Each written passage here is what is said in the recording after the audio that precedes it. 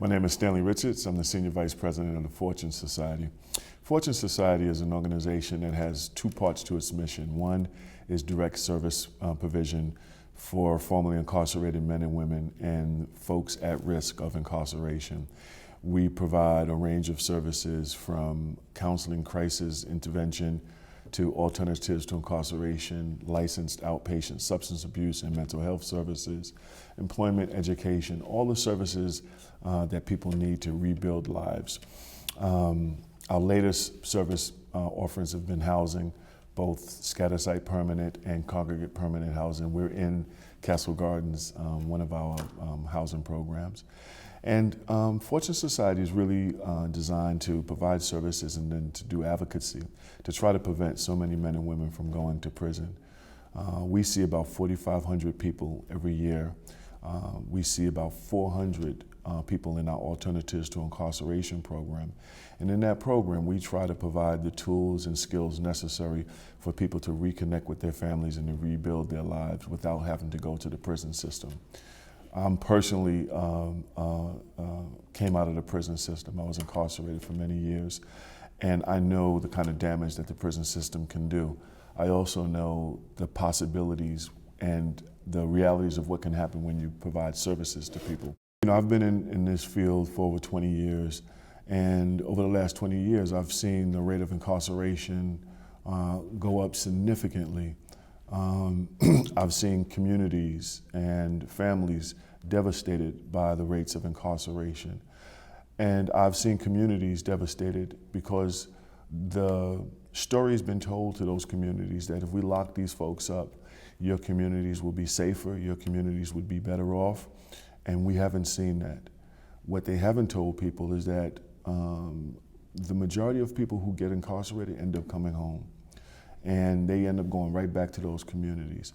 So if we're not doing anything, one, to strengthen the communities, and two, strengthen the people who we've incarcerated, we end up adding to the devastation that many of the communities have already been dealing with. And so for the last 20 years, what we've seen is historic numbers of African American and Latino men and women going to prison. Families really struggling, trying to figure out, one, how to reconstitute themselves in order to survive and to be a support to that family member. And then two, to be a resource to that family member when they come home from prison. And we've lost on all fronts. We have relied way too often on incarceration as our first and only resort, when we can be talking about drug treatment programs, we can be talking about alternatives to incarceration programs, we could be talking about reducing the reliance on incarceration and increasing resources to school so that people have a fighting chance. We know that education is one way out of poverty, it's one way out of being incarcerated, yet we don't do the kind of investments we need to do in that kind of field. So there are some things we know about how to make communities safer and healthier. As a society, unfortunately, we have chosen to use what seems from a soundbite perspective like you're doing real criminal justice, but from a human capacity, you're doing damage to families, communities, and the individuals. And then most of all, not really addressing the issue of the victim. So we have a lot of work to do, but we have some models that can show us the way. Everybody we can prevent from committing crimes and going back to jail means that we have one less victim. When I went to prison, and I went to prison for robbery and drug charges, when I went to college and was able to get my degree and able to get my high school, my GED, and realized that I didn't have to commit crimes anymore, there were less victims in my community. There were less victims in the streets because I was no longer committing crimes. I've seen a pathway for myself, and I believe that that pathway would yield something for myself and for my family. And here's what happened. I went to prison. I had 2 kids. I now have 4 kids. All 4 of my kids graduated high school. All 4 of my kids are working. All 4 of my kids are responsible adults. And that's because what they seen was not the life I led before I came home, but they seen the life I had after.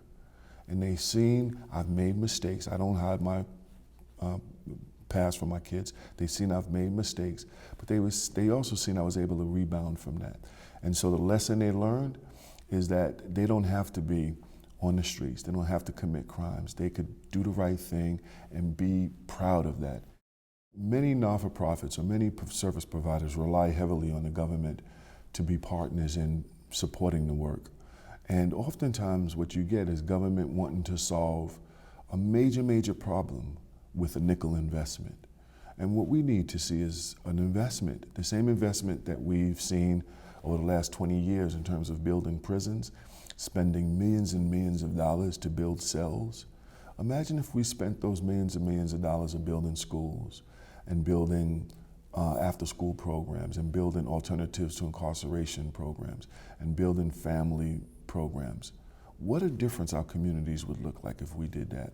So the challenge is partnering with the government to really invest in the human side of our work and not necessarily in the punishment side. Because here's what we've learned over the last 20 years. The punishment side doesn't work. Our jail population has been growing, communities have been devastated. So we haven't seen the kind of return on investment that was sold to us as a crime-fighting strategy. What we've seen is devastation. What if we took a different course?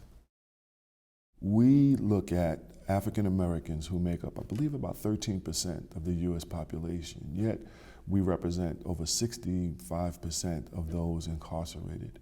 We can't ignore the fact that our criminal justice system has racial elements in it, be it starting from policing, to arrest, to conviction, to incarceration.